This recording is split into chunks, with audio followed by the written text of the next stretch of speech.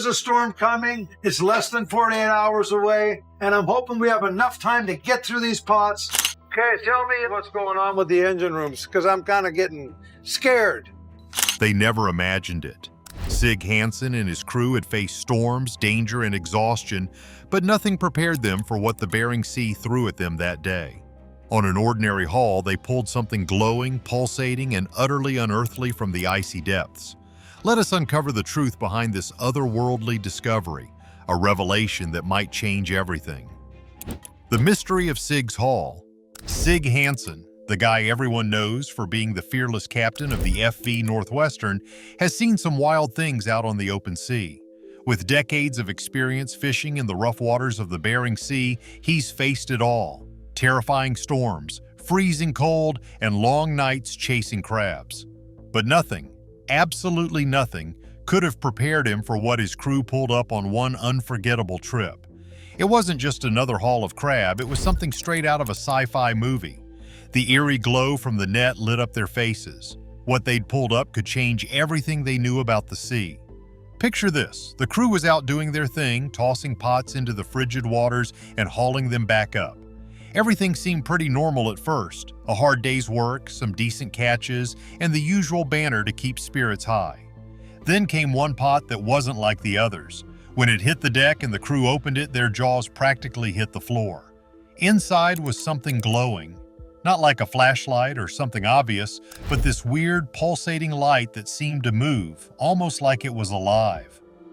The crew's chatter stopped immediately and a heavy silence fell over the deck. Even Sig, who's seen everything from bioluminescent squids to bizarre deep-sea creatures, was speechless. It wasn't just unusual, it was otherworldly. Sig's crew was full of guesses. Some thought it might be some crazy deep-sea species that no one's ever documented. Others joked about aliens. A few just stared wide-eyed, probably wondering if they'd even make it off the boat alive. One thing was certain, they had never seen anything remotely like this before. The ocean is a wild place, and there are so many parts of it that humans haven't explored. Scientists say we've only scratched the surface when it comes to understanding the deep sea. Weird fish, glowing jellyfish, and creatures that look straight out of prehistoric times are just some of the strange stuff people have pulled up over the years. But even those seemed ordinary compared to this find. When they finally made it back to shore, researchers were already waiting. Word travels fast when you're Sig Hansen, and news of the glowing mystery catch had spread like wildfire. The crew handed it over to the experts, who packed it into some high-tech container to keep it safe for study. From there, it went to a lab where some of the smartest minds in marine biology and oceanography started their work. The initial test didn't help much. The thing was unlike anything the researchers had ever seen. It wasn't just alive or mechanical, it seemed to be both. The outer layer was made up of something no one could fully identify. It had organic traits like it was once alive, but also metallic elements like a machine. The glowing? Still a mystery. It didn't match up with anything known, not even the usual suspects like bioluminescent jellyfish or glowing squid. It was entirely unique. And then there were the patterns on its surface. Up close, they looked like circuits, the kind you'd find inside a computer. But these patterns weren't random. They seemed purposeful, like they were designed. What's more, the glowing pulses almost seemed to respond to changes around it. Temperature, light, even movement. It was like it was aware of its surroundings, which sent the scientists into a frenzy of theories. For Sig and his crew, the whole thing was a mix of thrilling and terrifying. These are guys who've spent their lives battling the sea, facing danger head-on, but this discovery made them feel small, like they were glimpsing a part of the world they weren't supposed to see. It reminded them how little we really know about the ocean and just how many secrets it still holds. As for Sig, he's not the kind of guy to let his imagination run wild. He's a practical man, used to solving problems and keeping his crew safe. But even he couldn't deny how strange and special this catch was. He's called it a once-in-a-lifetime moment, something that makes all the hardships of fishing worth it. It's a story he'll be telling for the rest of his life, and one that'll probably inspire a whole new wave of curiosity about the ocean's depths. Back in the lab, the scientists are still working to figure out what Sig's crew brought up that day. Every test they run just adds to the mystery. They've ruled out a lot of possibilities, but they're no closer to a concrete answer. All they know is that this thing, whatever it is, isn't ordinary. It's a reminder that there's so much about our planet that we don't understand. And maybe, just maybe, it's a hint that there's even more out there waiting to be discovered. Meanwhile, samples taken from the material's surface kept yielding strange results. No known combination of elements matched its makeup, and even its texture seemed to change depending on how it was handled. Some who studied it compared it to a chameleon, not in color, but in how its properties shifted subtly under various conditions. One scientist's notes compared it to trying to hold on to smoke. It was there, but not in a way you could truly pin down. While researchers in the lab worked tirelessly, out in the world, the story had taken on a life of its own. News outlets covered it like it was the find of the century. Headlines speculated wildly, alien artifact or natural wonder, and the ocean's greatest mystery. Social media was ablaze with theories, some rooted in science, others bordering on absurd. People imagined everything from evidence of underwater civilizations to secret government experiments gone awry. Through all this, Sig stayed humble. Interviews flooded in, but his focus remained on his crew and their next season out at sea. Fishing wasn't just his job, it was his life, and he wasn't about to let one strange discovery take that away. Still, he admitted it was hard not to wonder about what they'd stumbled upon. Could it really be something otherworldly? Or was it a rare gift from Earth, a clue about the deep sea's uncharted territories? Weeks turned into months, and still no clear answers emerged. Even as new discoveries unfolded in the lab, the object's secrets remained locked away. But in a way, that mystery became its own kind of gift. It reminded everyone who heard the story that the world is still full of wonder. In a time when technology and science often make us feel like everything has been figured out, this glowing, pulsing find proved there's always more to explore. Sig and his crew went back to fishing, but they carried with them a memory that would never fade. Each time they tossed a pot into the waves, they'd glance at the horizon, half hoping, half dreading the chance of uncovering something else extraordinary. Because out there, beneath the endless water, anything is possible. They thought it was just another day until they hauled up something they'd never seen before. A haul to remember.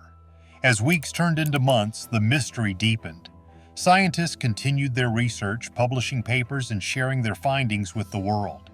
Theories about the object's origin became more elaborate. Some suggested it was a fragment of a long-lost civilization, evidence of advanced technology that predates recorded history.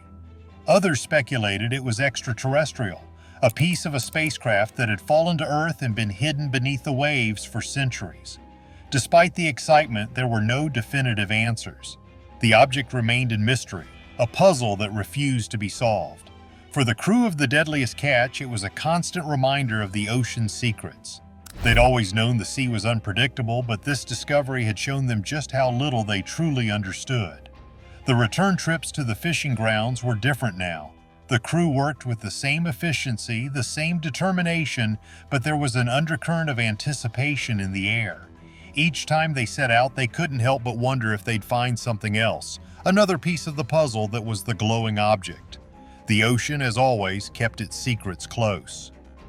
Fishing is a tough business, demanding physical strength, mental fortitude, and a willingness to face danger head-on. The crew knew this all too well. Their days were long, their nights often sleepless, and the cold was relentless. But they also knew the rewards. The satisfaction of a full hold, the pride of a job well done, and the knowledge that they were part of a tradition that stretched back generations. That's pretty good. That's some big pots. Oh my God. I'm counting it. Woo! The glowing object had added a new layer to their lives. It was a story they'd tell for years to come, a moment that had set them apart from every other fishing crew on the Bering Sea. It was a reminder that even in a world as harsh and unforgiving as the ocean, there's still room for wonder, curiosity, and discovery. As they prepared for another season, the crew couldn't help but think about what the future might hold. The sea is vast, its depths largely unexplored. Who knows what else might be down there, waiting to be found? The glowing object was just one mystery in a world full of them, a small piece of a much larger puzzle. And for the crew of the Deadliest catch, that was enough to keep them coming back, season after season, ready to face whatever the ocean decided to throw their way. The fishermen of the Bering Sea were no strangers to the extraordinary. Every trip out to sea came with its own dose of chaos. Crabs that wouldn't bite, waves taller than their boats, and the constant fight against the freezing wind. But this time, they brought back something that left even the hardiest of them scratching their heads. It started like any other haul. The pots were heavy, the crew was grumbling, and the crabs were plentiful. But as they emptied one particular pot, something clattered onto the deck that wasn't a crustacean. It was a chunk of metal, smooth and polished, with strange symbols etched all over its surface. Nobody knew what to make of it, but everyone knew one thing: it didn't belong there. By the time they docked back at Dutch Harbor, the story had already started spreading. The Deadliest catch crew found something weird, people whispered at the docks. The crew was tired but restless, their minds spinning with what they'd pulled up. It wasn't treasure, not in the gold and silver sense, but it felt important. Captain Jonathan made the call to keep the object under wraps, at least for now. It was stashed away in the shipyard, covered with a tarp and guarded from curious eyes. But secrecy only added fuel to the fire. Locals, reporters, and even rival fishermen swarmed Dutch Harbor, desperate to get a glimpse. Theories ran wild. Some claimed it was part of an old shipwreck, maybe a relic from a long-lost voyage. Others said it had fallen from space, a piece of a satellite, or the more imaginative, a UFO. The symbols on the object were unlike anything anyone had seen before. They weren't letters, not in any language the experts knew. They weren't random scratches either. They looked deliberate, as if they were meant to tell a story. As the days passed, the unease among the crew grew. They couldn't shake the feeling that they'd stumbled onto something that should have stayed hidden. The object seemed almost alive, like it was watching them, waiting. Nights at the shipyard grew eerier, the strange artifact casting long, unexplainable shadows under the dim lights. One night, as a storm battered Dutch Harbor, Captain Jonathan found himself drawn back to the shipyard. Rain pelted his jacket as he pulled the tarp off the object, running his fingers over the smooth, glowing surface. The markings seemed to shift under his touch, almost like they were trying to speak to him. He stood there for what felt like hours, the howling wind around him fading into the background. The rest of the crew wasn't faring much better. Sleep didn't come easy, and when it did, it brought strange dreams. Images of endless oceans, towering waves, and those same glowing symbols. They couldn't escape it, not on land, not at sea. The object had wormed its way into their minds. Experts were called in. Scientists, historians, even a self-proclaimed paranormal investigator. Each had their own theory, but none could explain the object's origin. The symbols didn't match any known language. The metal wasn't like anything found on Earth. And then there was the weight of it, far heavier than it looked, almost as if it were holding a piece of the sea itself. Theories turned from curious to outright bizarre. Was it a message from another world? A piece of technology from an ancient, advanced civilization? Or just some odd, man-made object that ended up in the wrong place? The lack of answers only deepened the mystery. Some of the crew started to regret bringing it aboard. "Maybe we should have just left it down there," one of them muttered during a rare quiet moment at the local bar. The others nodded, sipping their drinks in uneasy silence. The ocean was vast and full of secrets. Maybe this was one they weren't meant to uncover, but curiosity had a way of digging in. Despite their reservations, the crew couldn't leave it alone. They made trips to the shipyard, running their hands over the strange object, hoping for some kind of answer. Instead, they got more questions. The object started changing, its glow growing brighter, its surface warmer to the touch. It felt alive. Then one day, a stranger arrived in Dutch Harbor. He wasn't a fisherman. His clean suit and polished shoes made that clear. He introduced himself as an investigator, someone who specialized in unusual finds. Word had spread farther than they'd thought, and now outsiders were coming to see for themselves. Captain Jonathan was reluctant, but eventually agreed to show him the object. The investigator's face remained neutral as he studied it, taking notes and muttering under his breath. When he finally left, he offered no answers, only a cryptic promise to be in touch. His visit left the crew even more uneasy. What did he know that he wasn't sharing? Life seemed to return to normal, but the crew knew this was far from over. Secrets of the Bering Sea. After that, things only got stranger. people started watching the shipyard, locals, reporters, and a few faces that didn't belong to either group. The crew began to feel like they were being followed, their every move scrutinized. The object had become a magnet for attention, and not all of it was welcome. Weeks turned into months, and the crew's lives never quite returned to normal. They went back to fishing, but the object was always in the back of their minds.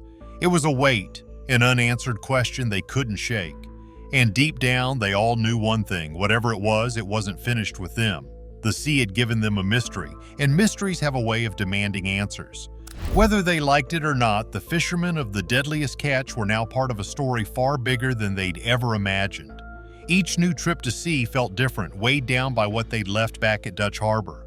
The rhythm of their work, the cranking of the winches, the sloshing of seawater on the deck felt less familiar, as if the ocean itself had shifted. They tried to focus, pulling up pots and sorting crabs, but their minds always drifted back to the object. Jonathan especially couldn't let it go. Every night he found himself returning to the shipyard, standing in the quiet darkness, staring at the strange artifact. He noticed changes, subtle shifts in the glow, new patterns emerging on its surface. It felt like the object was trying to communicate, though he couldn't begin to guess what it was saying. The crew started to notice changes in themselves too. Little things at first: a heightened awareness, sharper senses, an uncanny ability to predict the weather or the movements of the sea. Then came the dreams, vivid and unrelenting, of places they'd never seen and creatures they couldn't name. They stopped talking about it openly, afraid of what it might mean, but the tension among them was palpable. Dutch Harbor began to change as well. The town felt more crowded, more watched. Strangers appeared more frequently, some openly asking questions about the object, others lurking in the shadows. The crew's family started to notice too, asking why reporters were hanging around their homes, why men in suits were parked down the street. One evening, as Jonathan walked to the shipyard, he saw headlights in the distance. A black car idled near the fence, its windows tinted too dark to see inside. He hesitated but continued on, pulling the tarp off the object and running his hand over its surface. The glow was stronger now, pulsing faintly under his touch. He glanced over his shoulder, half expecting someone to approach, but the car stayed where it was. The next day, the car was gone, but new rumors had started spreading. Some said the government was involved, that they wanted to take the object for themselves. Others claimed it was cursed, that the crew had brought something back that would doom them all. Jonathan dismissed the rumors, but the weight of them lingered. The object's changes became more pronounced. It began to emit a faint hum, barely audible but impossible to ignore. The glow grew brighter at night, casting eerie patterns on the walls of the shipyard. The crew's unease turned to fear, but they couldn't bring themselves to get rid of it. It felt like it belonged to them now, like they were meant to guard it. As the weeks stretched on, Jonathan made a decision. He called a meeting with the crew, laying everything out on the table. They needed answers, and they couldn't wait for someone else to provide them. They would take the object back out to sea, back to where they'd found it, and see if the ocean held any clues. The day they set out was clear and cold, the kind of weather that sharpened the senses. The crew worked silently, their movements purposeful. The object was secured on deck, glowing faintly under the sunlight. Jonathan stood at the helm, his eyes scanning the horizon. He didn't know what they would find, but he felt a strange sense of purpose, as if they were finally on the right path. When they reached the spot where they'd found the object, the sea was unnaturally calm. The crew lowered it over the side, watching as it disappeared into the depths. For a moment, nothing happened. Then the water began to churn, glowing faintly where the object had sunk. The crew stared, transfixed, as a column of light shot up from the ocean, illuminating the night sky. The light was blinding, and the hum they'd heard before grew louder, resonating through the boat. Jonathan felt his heart race as the symbols from the object appeared in the light, spinning and shifting, forming patterns that seemed to speak directly to him. He couldn't understand the message, but he felt it, a deep, primal connection to something far greater than himself. When the light finally faded, the sea was calm again. The object was gone, and the crew stood in stunned silence, their minds struggling to process what they'd just witnessed. Jonathan turned to his crew, seeing the same awe and fear reflected in their eyes. Whatever had just happened, it had changed them. They were no longer just fishermen, they were part of something much larger. The journey back to Dutch Harbor was quiet. The crew spoke little, each lost in their thoughts. When they docked, the town was waiting, eager for answers, but the crew had none to give. The object was gone, but its impact lingered, etched into their minds and hearts. As the weeks turned to months, the crew tried to return to normal, but the experience had left its mark. They couldn't forget the light, the symbols, the feeling of connection. The ocean was no longer just a place of work. It was a place of mystery, a reminder of how much they didn't know. Jonathan found himself returning to the spot where they'd left the object, staring out at the water and wondering what it all meant. He knew they'd been part of something extraordinary, something they might never fully understand, and though the object was gone, its presence remained, a quiet reminder of the secrets the sea still held. The fishermen of the Bering Sea had always been resilient, but now they carried with them a deeper understanding of the world's mysteries. They had faced the unknown and returned, forever changed by what they had seen. And as they continued their work, pulling crabs from the depths, they couldn't help but wonder what other secrets the ocean might reveal. It started like any other day on the frigid waters of the Bering Sea. The fishermen, rugged and worn from years of battling waves and hauling nets, weren't expecting anything out of the ordinary. They were out to catch crab, not make history. But as fate would have it, the sea had a surprise waiting for them, something that would flip their world upside down. The crew was curious, but also wary. They hauled it onto the deck, careful not to damage their equipment or themselves. The thing was smooth and cold to the touch, with faint grooves and symbols etched across its surface. It didn't look man-made, at least not by any man they'd ever known. They stood there staring, unsure of what to do next. Jonathan, the captain, decided they couldn't just leave it behind. He made the call to bring it back to the shipyard. It felt important, like they'd stumbled onto something that shouldn't be ignored. And big it was, maybe too big. They didn't know it yet, but their lives were about to take a turn they never signed up for. When they docked, the shipyard seemed eerily quiet, but it didn't stay that way for long.